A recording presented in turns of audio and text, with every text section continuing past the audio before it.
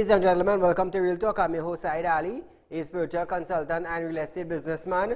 Remember, for those of you that are having spiritual problems, feel free to contact me at 339-1670 or call my office at 238-6716.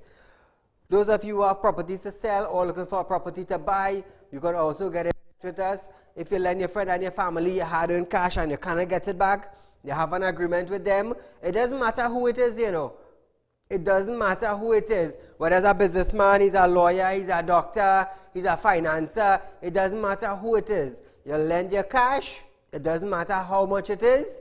As long as you have an agreement with them, feel free to contact Real Talk Debt Collection Department at 238-6716, and we will be glad to be of assistance to you. I want to say a special good night to you viewers of Real Talk in Trinidad and Tobago, of the Caribbean and around the globe. Those of you on our page, Real Talk page, like and share as we go live. Those of you on YouTube, subscribe, hit the bell, TT Real Talk, and you would know when we go live with any updates. Now viewers, a rerun of this program is at 10 a.m. the following day. Our live show is from 7 to 8 p.m. Monday to Friday. Like and share our page. During the day, we will give you live updates of what is taking place with the current situation in Trinidad and Tobago, even international news. So as we start off tonight's program, feel free to call in the studio. Our lines are 238-6716. It's a live calling program. Let me hear what you have to say, from the business sector to the poor man on the street, the small business, the middle class, whatever it is. Let us know how this COVID-19 is affecting you, the citizen of Trinidad and Tobago. As we move on tonight, even as governments announce measures to deal with employment following the impact of COVID-19, small business are already starting to feel the pain. This morning, Real Talk spoke with a few small business owners to get an idea of what has been happening since COVID-19 have been confirmed here. One air condition technician told us how his business have been affected. Well, I mean, it's slow, right? Well, I do have, like, anything to fall back on in terms of, like, getting anything from the government, per se. The customers are very skeptical now in how they, you know, they're calling us to do the work, because I think that PPE is not really an necessity right now. You know, so it's a big setback, a very big setback for me. Since this thing has boomed up, if I had 4 jobs, I had 10. He predicts that in the coming weeks, this thing will get harder, and he admits that it is scary. I think probably in the upcoming weeks it would get much harder. To know, because I think we have to make a lot of changes. You know, we have to kind of watch how we spending.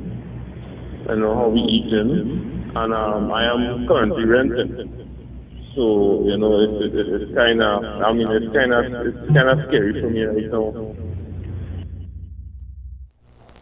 One spa owner told us things have also slowed down for her as well.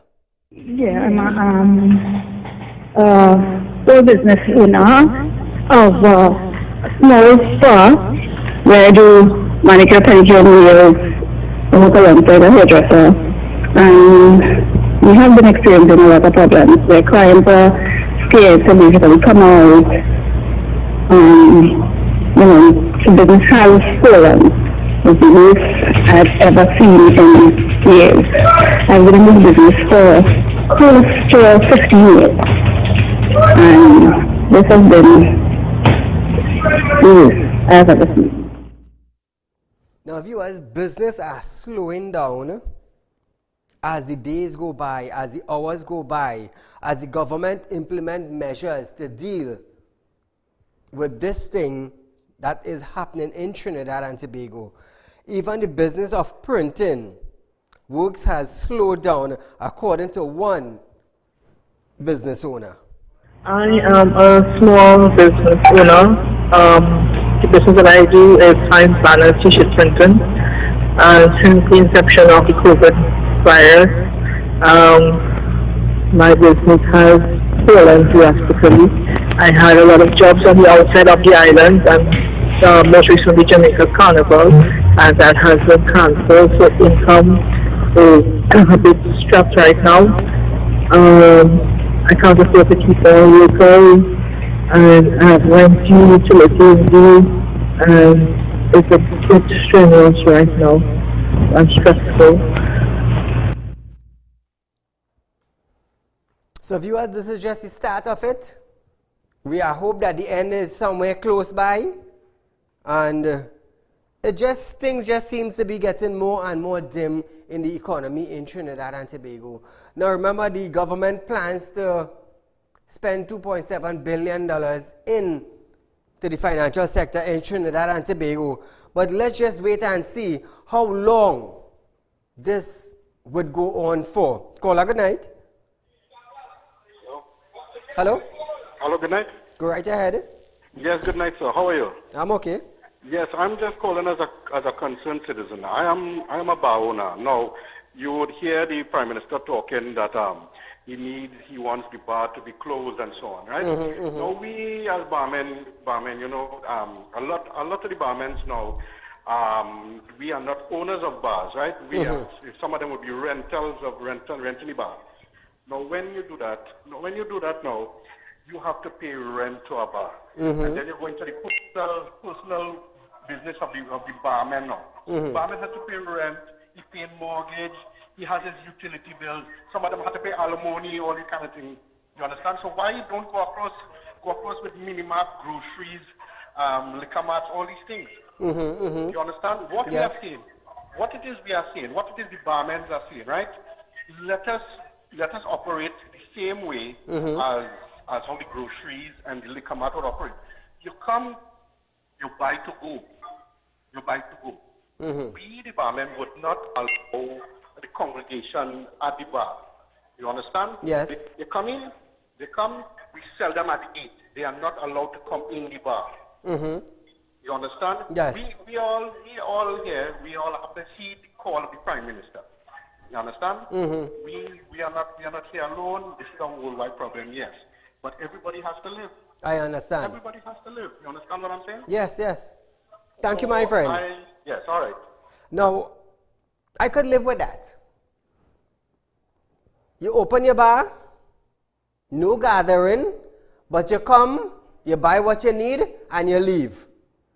Nothing's wrong with that. You understand? That at least at the end of the day, the barman would get his stock sell, he would accumulate his cash and pay probably a worker the bills, buy back stocks. You understand? You see now, viewers, yes, we understand it is now hitting Trinidad. We are on the 9th case, and now is our time to bring solution to the table. Yes, we understand that we have the government here in order to implement strategies, but even the business sector, the small man, the big man, the medium business, they need to come together to draft a plan also to propose to the government. Now, that's a very good thing. Because the groceries, when you're going to have groceries, it's more than 10 people. It's more than 10 people. Whether you have a big grocery or a small grocery, it's more than 10 people. And if one person in that gathering of 10 have it, the other 9, they could catch it. They could catch it. So I would sympathize with the barman. Now, I want to let you understand something straight. This is not about religion. It's not about religious thing. Because sometimes you might say, you know, you had the foolish ones who are watching. They'll say, oh, Saeed, but he's a Muslim and you're encouraging that. It's not I encouraging that. The individual have to make a living. The individual have to make a living. It doesn't matter what religion they're from. Back in the day when Jesus used to walk the earth, he turned the wine into water and everybody at the gathering drink and get drunk. You're blaming Jesus? You cannot blame Jesus. And you can't blame Saieed. Because at the end of the day, this is the establishment, this is their business, it is not mine. But at the end of the day, some of them might take loan. They have loans to pay. They have children to feed. They probably have maintenance on a vehicle. If your bar shut down, how are you buying grocery? Simple thing. How are you buying grocery? Somebody might say, well, you know, you had to do something else. What you could do? What you could do? You're in an establishment for 10 years. You take a loan, you buy a vehicle, you build in your house. So I could understand with the barman and them, open up your business, you come, you buy what you want, and you leave. That's fair enough. That is fair enough. So to the Commissioner of Police, that is something you could think about. Even the Ministers of National Security, the Prime Minister of Trinidad, you see there's a lot of things we have to be sympathized with. Now, the government school, they ain't paying no rent. Them ain't paying no rent. So what about if I should say now, let me close down the grocery. Why that 5 person, the owner of the grocery who have security guards, you're not letting more than 5 person enter the grocery. That would cause a bacchanal. Why am I saying that? Because out in the car park, we'd have 10, 20, 30, 40, 50 people sit down waiting. And we're going on COVID-19 in the air. You understand? So it's not just a matter of closing down business. We open to solutions. And doing this platform, you can vent it on his own. Real talk with Saieed. So I understand what you are saying, the bar owner. That is very good. I could understand that. Caller, good night. Good night, Saieed. Go right ahead. I want to lend support to the bar owner. Listen to this. And the minister, the credit card lady, want to give assistance to a certain sector. Yes. If you close down the bar, how those people go live? I understand. Why don't you support them too? Financial support, you're telling them shut down, don't do no business. You're telling them don't get no money to mind your family. So you have to give them support too. Exactly. That's one I want them to do. The same amount of money you want to do, work out something with them. The other thing we have to look after is food. And I am suggesting that they put some money in the agricultural bank. Yes, yes. And get the farmers interest-free loan to start planting. We don't want to go to Ghana and bring yam. We could do it right here. All right. The third thing, the Prime Minister traveled through London, Ghana. Yes, yes. Come to Trinidad back, and he went to Ghana and he come back and he isolated himself. A word of caution to the opposition leader. It's good to have a bipartisan meeting. But I want you to sit down in one room, and the Prime Minister sit down in one room, have a partition and discuss. I'm serious, you know. This government is a set-up government, you know. They will try all kind of things. You understand? So I'm very... Leaders and the future generations of our great party, the UNC. That is my job. They have given us promises that never materialized. True. Women light bulb. They say the gas prices would be reflected in oil prices. The price is going down at the pump yet? Thank you, my friend. Thank you, my friend. Well said. Now, I would support the Bounders because at the end of the day, 2.7 billion, how far would that go? And what type of business sector would be inheriting from this 2.7 billion that you are going to put in to the banks? Now, concerning the food card, is it only the persons? Now, I am raising questions for you, the individual. I am not bashing. We are looking for solution because we have a crisis going on in Trinidad. right? I am not about the bashing thing. Since the coronavirus were confirmed in Trinidad, I am not about the bashing thing anymore. We are looking for solutions, because as much as the government minister could catch it, I, Saieed Ali, could get it, as well as you, the citizen. So nobody is invisible. None of us are in a glass case, and none of us are immune to the virus. So what we are looking for now, we are looking for solutions to go through this. Because if you could see in some countries, it started off with 1, and then they went to 2, and then they went to 3, and then it started doubling. So we're looking for solutions to fix the problem. Now, concerning the food card, would it be for individuals that are not working, employers that are home, or only the food card holders? This is something we need to deal with, because a lot of people have food cards. There's a lot of people who is getting disability grants, and it stopped just so. Just so it stopped. They are no longer qualified, and nothing has changed with them. So this is what we need to understand. If it is only the one that have the cards, or are they going to implement more people into the system? It has been 1 week since the government announced the first confirmed case of COVID-19 in Trinidad and Tobago. Up until this morning, the number increased to 9. Since then, citizens have been flocking supermarkets and drugstores to stock up on food items and medicine. Earlier today, Real Talk spoke to one pharmacist who told us that the situation still has not changed. He said persons are still coming in to get their items.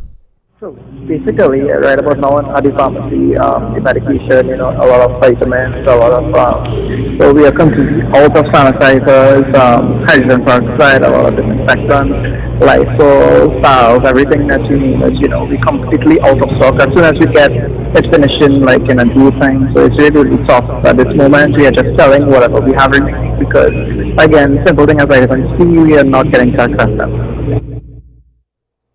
He said at this point, some customers are buying whatever is available to them. There are still, people coming in trying to get face masks, because that's what we have available right now, together with like spray bottles, because that's something that people mixing Clorox and water with and using it to disinfect. So basically, that's there is still a rush. Government is standing firm on its position to ensure that there are no congregations in a bid to stop the spread of COVID-19. National Security Minister Stuart Young said tomorrow's Parliament will be addressing the issue. With respect to the bars and the restaurants, and it continues to be, and we will be going tomorrow with very limited legislation to the Parliament. One of the things we looked at overnight, and the Attorney General advised the Cabinet today, and we accepted, is under the old Public Health Ordinance. It allows the Minister of Health to make certain regulations which have been done. The Cabinet decision was taken today to instruct the Minister of Health to do it. So there are going to be Public Health Ordinance regulations, stopping the opening of bars, allowing restaurants just to serve food but no in-house dining, dealing with casinos and other members clubs, because we don't want people socially gathering in the next couple of weeks. This is a critical period we continue to be in. Now viewers, the casinos definitely need to be closed, because that is a place where people gather to gamble and drink and have fun. They definitely need to be closed. But we're talking about the bars, the side road bars, like when you're driving on a street, you would see a bar like you are seeing on screen. These are the barman that needs to pay attention to. The caller is right. There's a lot of people that is renting bar, and they are minding their family. They are paying their loan. They are buying the school book for the children. They are helping probably the neighbors in a little charity or something. You understand? Now the barman has got a long way. You know, I know a lot of barman that give out a lot of charities. Because this is how they make their livelihood. So I want the ministers now, when they had to go to the parliament to bring their new legislation, just how you want the casino where they gathered, that establishment could close. But the bars, on the streets, on the corner, the individual could go in, they could buy what they had to buy, and go back home. That is fair enough. That is fair enough, because at the end of the day, now, according to the government, they want to defer loan payments. But for how long? For how long? You see, we are going down with a crisis, as the government say, as the minister say, I am using his words. We are in a crisis. And we need solutions in order to go through it. We don't know how long this would happen. The numbers are escalating. The numbers are escalating. People are panicking more and more.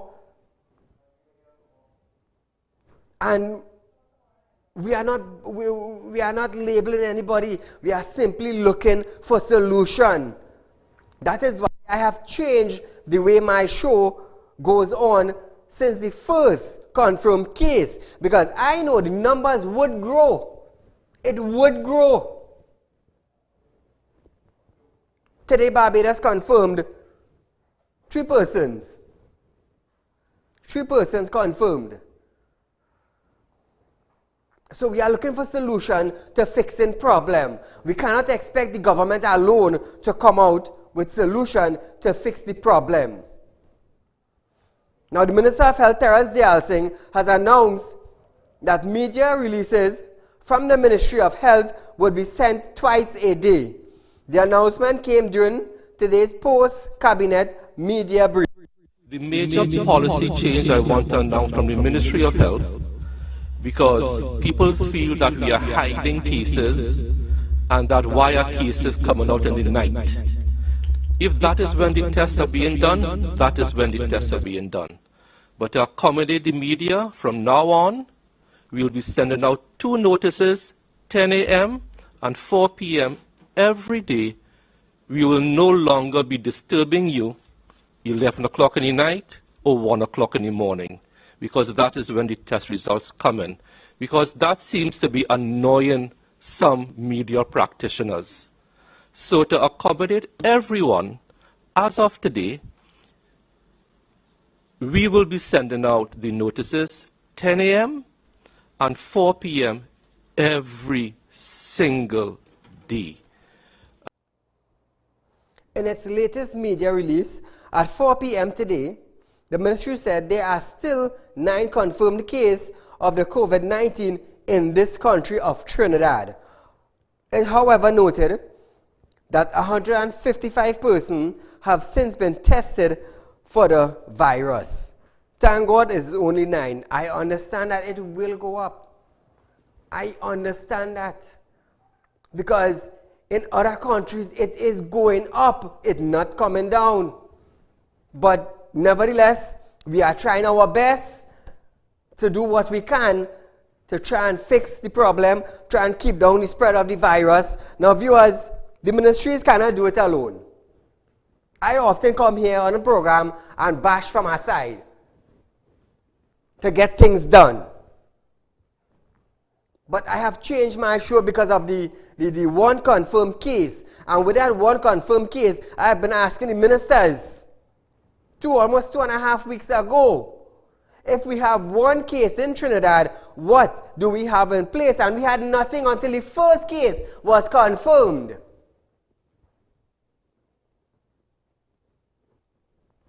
So now we have to put things in place at a fast pace. The country's chief medical officer, Dr. Roshan Parashram, has confirmed that passengers on board the Cabo Star did not have COVID-19. This morning, passengers and crew on board the vessel were prevented from disembarking at the Port of Spain port. This was after a person was found with the flu-like substance, symptoms, my mistake, was reported on board. Reports are that Cabo Star crew members was taken for testing by the Ministry of Health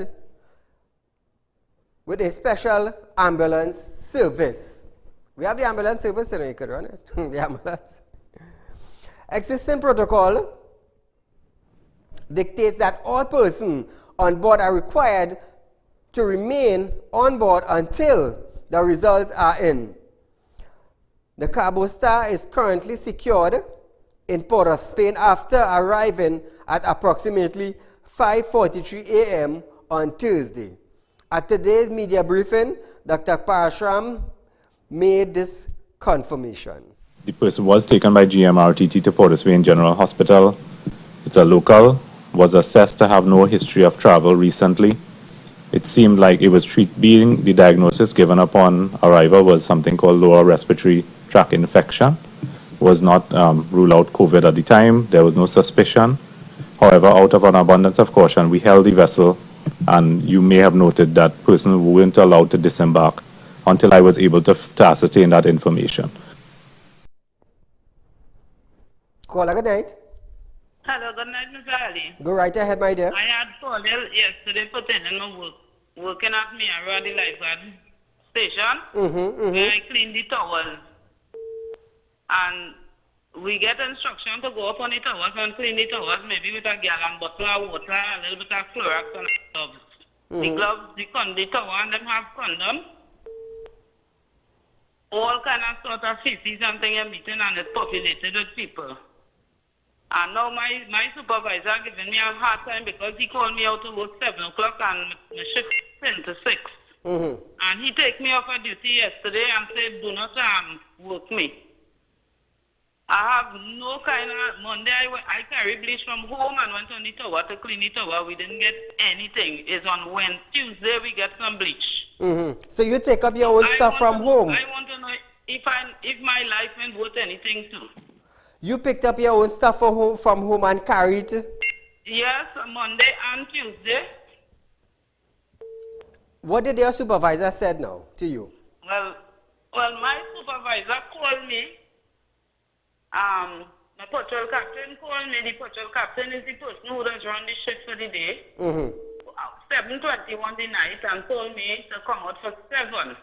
I couldn't come out for 7 because I was taking care of my grandkids and I make arrangement to take them up 9. Mommy to take them up 9 o'clock. When I reached the work now, the captain told me, the supervisor said, don't detain me for no duty until he talked to me.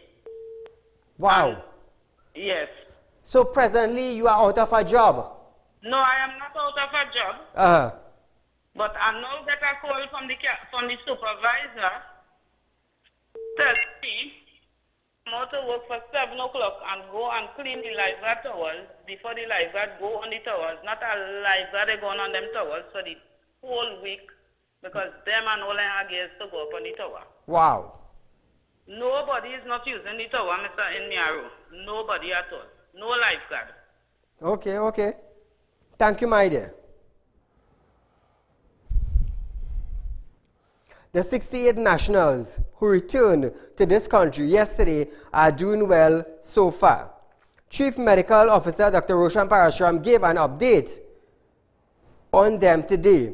He said they are under the care of a team of officials from the Eastern Regional Health Authority. A team from Eastern Regional Health Authority is actually looking after them, providing the necessary food and supplies to them. They are actually visiting them twice a day to make sure they do health checks, including fever checks, temperature checks. If any of them show any signs and symptoms, they will be tested immediately as well. The 68 nationals were on board a cruise ship where they were confirmed cases of COVID-19.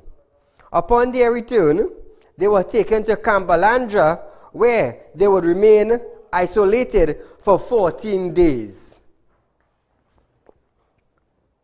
Persons wanting to go to Cora River Line or to go up Cora and cook your curry duck will be met with concrete barricades when they get there.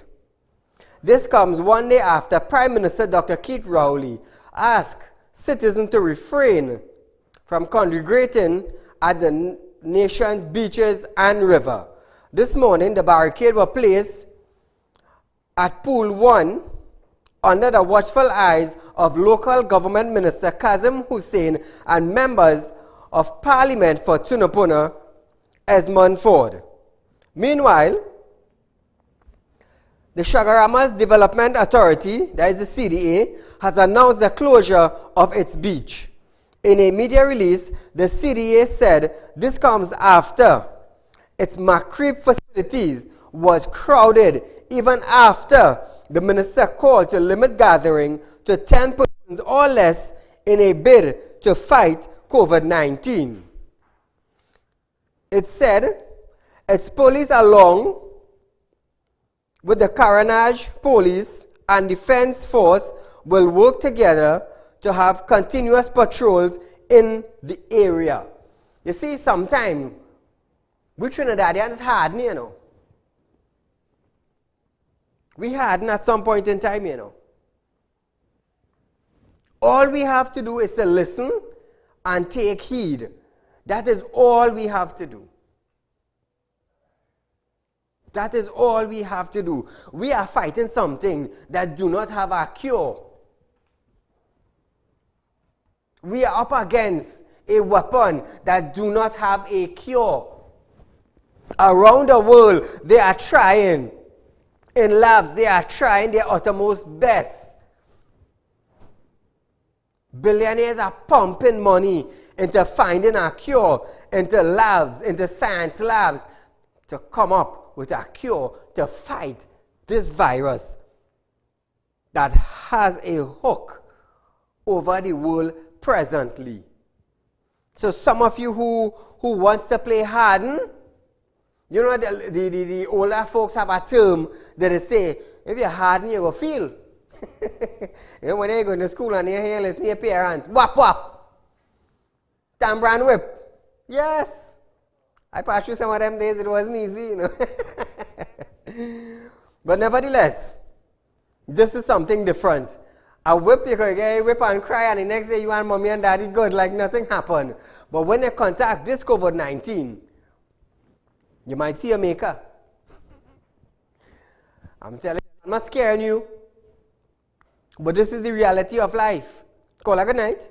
A very good evening to you, Mr. Said. To you, my friend. So the ones who delinquent and who not listening to the instructions of the authorities, there is consequences. Yes. But what something is bothering me. Mm-hmm. Okay, so having the back take good, having people not gathering in groups of 10, very good. Mm-hmm. But today in licensing office side, there was over 250 people clustered in that building. And this has been going on since Monday. Mm-hmm. So, on the one hand, we're saying one thing, and the other hand, we're allowing this. You understand? Mm-hmm. Mm-hmm. So, they have to stagger the hour. I mean, they have to do something to take care of that situation, because giving us instructions and then a government agency is breaching these said instructions. I understand. All the best. Have a good evening. Thank you, my friend. While we are at it, viewers, persons of interest, Real Talk Debt Collection Department would like Mr. Sadro Mohammed to get you in touch with them, please. It's a matter of urgency. Also, Miss Julia Maraj. Hello, hiding boy. Hello, hiding. Also, Justin Williams of Tobago. Would you or your mom get in touch with me, please? 339-1670, 238-6716. It is a matter of urgency. Now, I will air your picture until you call me. And the longer you take to call me, is the more the public will see you. It's that simple. You know, police was looking for you down here a long time, you know, until police find all you know. I feel we can start to do that, you know. Wanted people, start showing them up on TV. Help TTPS a little bit. Yeah. So as we move along tonight, caller, good night. Hello, good night, Mr. Saieed Ali. Go right ahead, you're live on Real Talk. I'm calling in connection with small school bus. Yes. Parents who drive the small school bus, we depend on parents on a weekly basis. To drop their children to school. For a week, and there is nothing we have to go by. Because we work on a weekly basis, we depend on parents. These are the school buses with the numbers, the small yellow ones. The government has nothing to do with us. We work for ourselves. So I don't know if you could say or do something, put something in place for us, the small school bus owners who depends on parents. I understand, Thank you very much. Thank you, my dear. No, that's a serious thing, you know. You know, the primary schools and not the secondary school, because the secondary schools, they have the maxi to transport the students and them. Well, I hope the maxi drivers get paid, boy. Hey, that's another big issue, you know. That's another big issue. But I could understand what the woman is saying there. The primary schools, sometimes they have available that the parents would hire to pick up their children to and from home to the school and from the school to homes. They would be really, really affected. So I hope the government is thinking about all these things. Now, I will tell you something, you know. It's only when an issue is brought before the government, then they will realize that they have to make a plan. That is why Real Talk have been so effective in getting certain things done. Because we deal with the issues. With the issue we deal with. Now, the woman who transporting the school children, the primary school children, now at the end of the week, they will collect a salary from the parents. And when that salary is not coming in, what takes place? That's something different. Because plenty of them, through that, got loans to repair houses, to buy vehicles, and depend. Now the vehicles that they are buying is to work and pay a loan to bring an income. So I could understand that. Tobago is ready for COVID-19. This is according to the Secretary of Health, Tracy Davison Celestine. She made a statement during a media briefing this morning.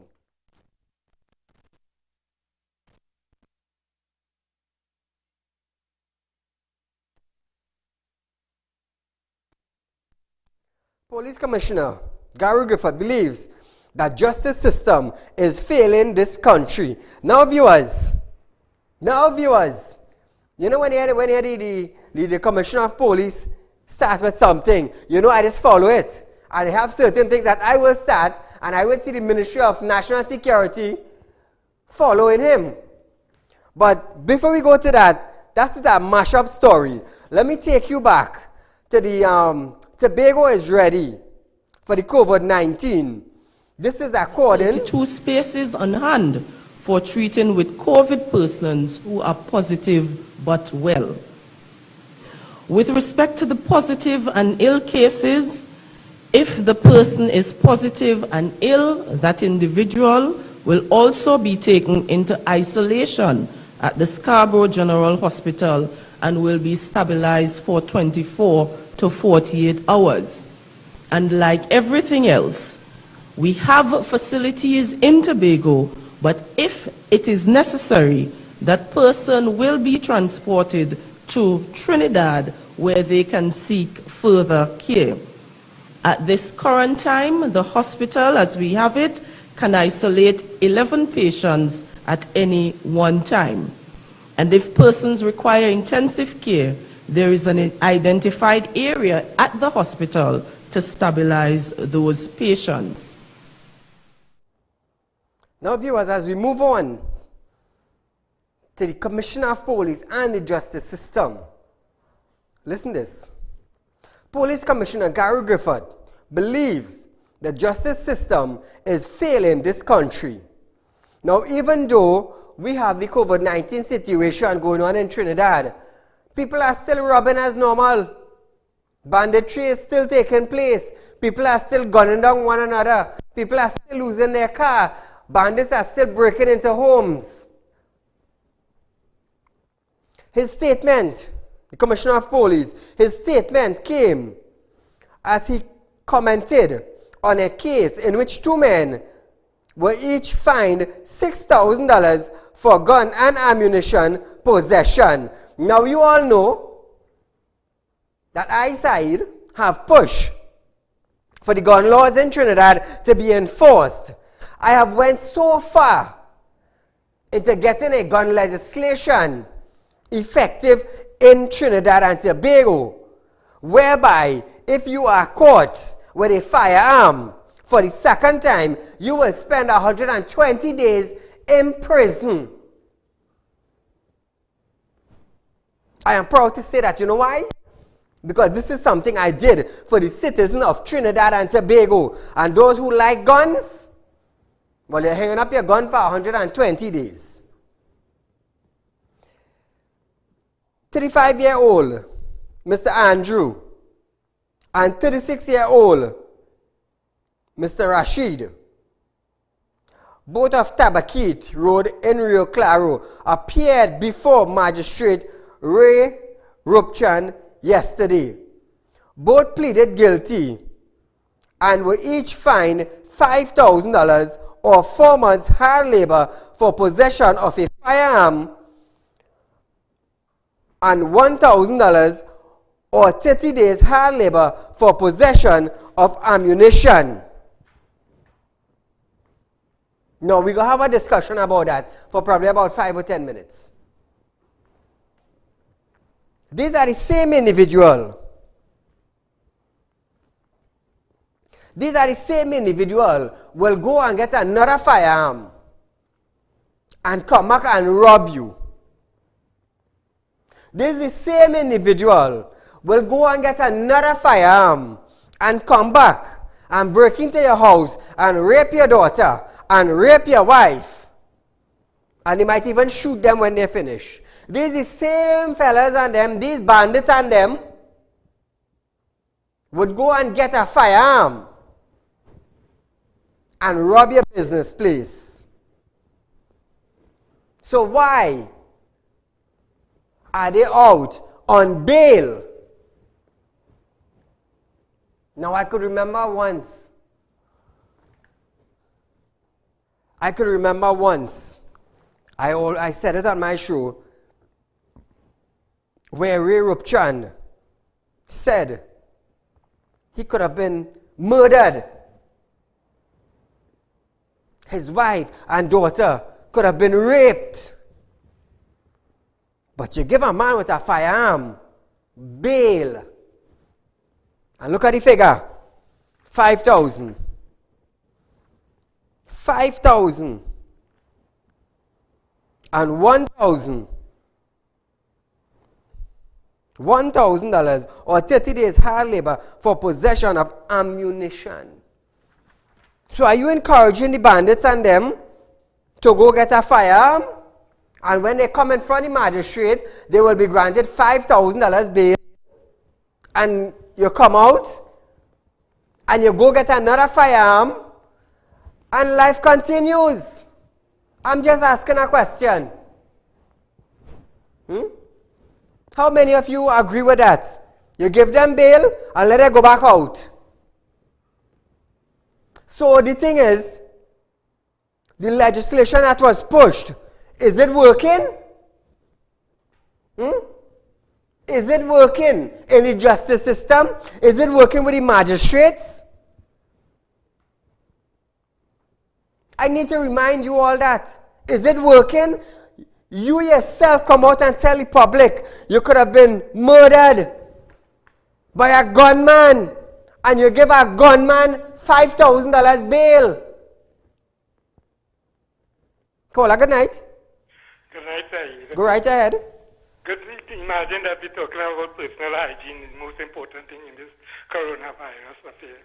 And there's no water in Charlottesville right now. No water whatsoever. Thank you. Thank you, my friend. Hey, that's the next thing. A lot of people called me today. Said we have no water. Saeed, we from this area, we have no water. To Wassa, all they're telling people, the Ministry of Health telling people, wash all your hand, wash all your hand, wash all your hand with what? Pond water?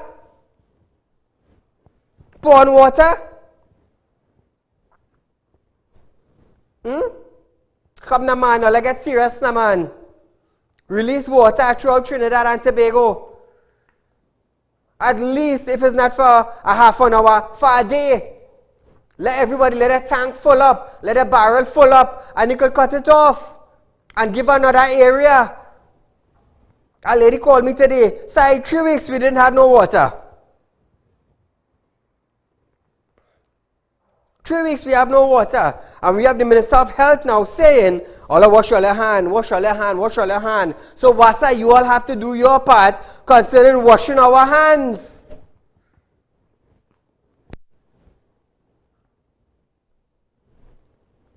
Listen to this, eh?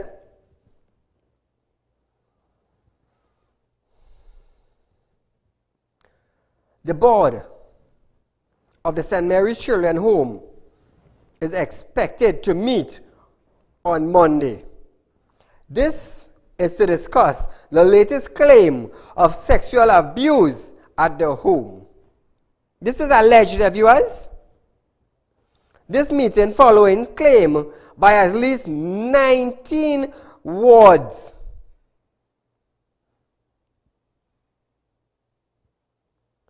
ranging from age 4 to 14 that they were abused by older residents of the home. The alleged victims, 14 boys and 5 girls, have been placed at the San Fernando Teaching Hospital. The children reportedly told social worker assigned to the Children Authority that alleged perpetrators are other wards whose age ranged between 12 and 17. The arrangements were made after members of the Child Protection Unit, the CPU, visited the institute on Thursday. The children are expected to be moved to a safe house after they have been seen by doctors. They will be placed under the care and supervision of the Children Authority pending the outcome of the investigation. According to the news report, a source revealed that one of the alleged victims confided in a relative about what was taking place at the home, and the relative made a report to members of the Children Authority. These are big things, you know. This led to several social workers being assigned to the home to interview the children. The social worker was told the incidents of sexual assault have been happening for some time, with the last one taking place on Thursday. The 5 boys said they were assaulted by male inmates who have also confessed to being similar assaulted by other inmates in the past. So you see, they follow a pattern. I was assaulted, I assault you, and then you go get a little older and you go assault somebody else. So they're following a pattern. They are following a pattern. The girls initially appeared to be very secretive about the acts allegedly committed against them, but they were convinced to speak out. Hey, this is a serious thing, you know. This is a serious thing, you know. Remember, I am also pushing for an amendment and legislation from the Attorney General of Trinidad and Tobago, Mr. Faris Al-Rawi, that accuse to be held for 120 days. The reason why I am pushing for the 120 days is to give the victim the confidence and to assure them that the accused is locked up for 120 days, and it will heighten, it will give them a sense of encouragement to build a self-esteem to come to court and testify. This is why I am pushing for 120 days for rape accused. It's only for the victim to build a self-esteem to come forward and say, yes, he did it. Because let me tell you something. When you sit down in the box and you hear prosecutors and opposition pressuring you, it's a serious thing, you know. It is a serious thing, you know. Hence the reason why I am pushing for the 120 days. So I know the Attorney General have taken it into consideration. So as we move on tonight, the raid at the Raymond Yard at the Golden Grove Prison in Arouca has resulted in the discovery of large amount of contraband. Officers found improvised weapons, unauthorized articles, and prohibited items. The exercise comes following Tuesday riot at the prison. Inmates were taken out of their housing area after damaging the roof and walls of the structure. The exercise was authorized by Acting Prison Commissioner Dennis Polchan. He said an investigation is ongoing into the matter and charges are expected to be laid soon. So viewers, our rerun of this program is at 10 a.m. tomorrow morning. Remember our live program on Monday to Friday from 7 to 8 p.m. with a rerun the following day. Like our page, Real Talk, like and share. As we go live during the day, we'll give you live updates of what is taking place in Trinidad and Tobago. Subscribe to YouTube, TT Real Talk, and you will know when we go live on television on our weekly night. Now viewers, we are almost time, about 7 minutes left on our show tonight. But again, I am encouraging you to be aware. We have a crisis in Trinidad. The government is doing their part. We have to do our part by making sure we have the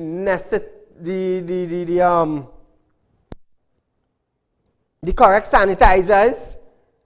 Now, last night I said on my show, now in order to kill the bacteria, I should say, we need to have a sanitizer that is at least 70% alcohol based. Am I correct?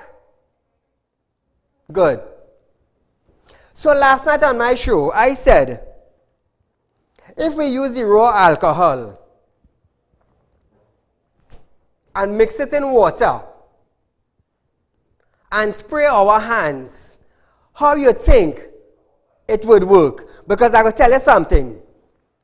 Hand sanitizer is a gel mixed with alcohol. Now what I am telling you, it has nothing to do with religion. Don't bring the religious talk at me. I will put you in your place one time. I will put you in your place one time. Because listen this. The Hindu, the Christian, the Muslim, the Baptist, the Roman Catholic, everybody have to use hand sanitizers with alcohol-based substance. So don't get me wrong. Don't bring the religious talk by me. No, making a mistake. Now is not the time. Now is not the time. You see, your faith is you believe in God that nothing would happen to you.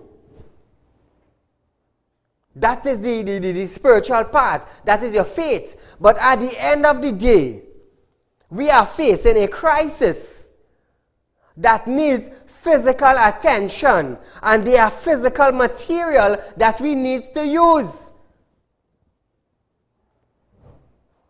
And I know leaders of all religious sector would be using the hand sanitizer. Because if the Ministry of Health recommend an alcohol-based sanitizer, it doesn't matter what religion you're from. You know why? The first thing you would say, you know what? No, it's not my time to die. And some would say, well, if God ready for me, I go. If this is the way I have to go, use your common sense. Use common sense. Because common sense was made before book. So I was thinking, now this is just a suggestion. If any pharmacist wants to call and talk about it, it's not a problem. Tonight, tomorrow night, it's not a problem. We have about 3 minutes left. We could take a call from a pharmacist. No? All right. But listen to this. You buy the alcohol, you mix it in a little water, and you get a little spray bottle, and you spray your hand. It's killing the bacteria. Now the sanitizer, when you use the sanitizer in your hand, as you hear you make 2 spin in your hand, it drying up. And it's the alcohol-based substance that killing the bacteria. So if you use the raw alcohol, you mix it with a little bit of water, you still have the alcohol in it. You spray it in your hand. Because that is what I plan to do. You know why? You know why? Because sanitizers get so hot you could barely touch the bottle because of the price. So this is what I plan to do.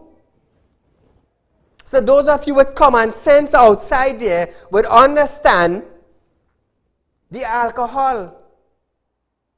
Is the alcohol you have drinking? Is alcohol you're using to sanitize your hand? Common sense.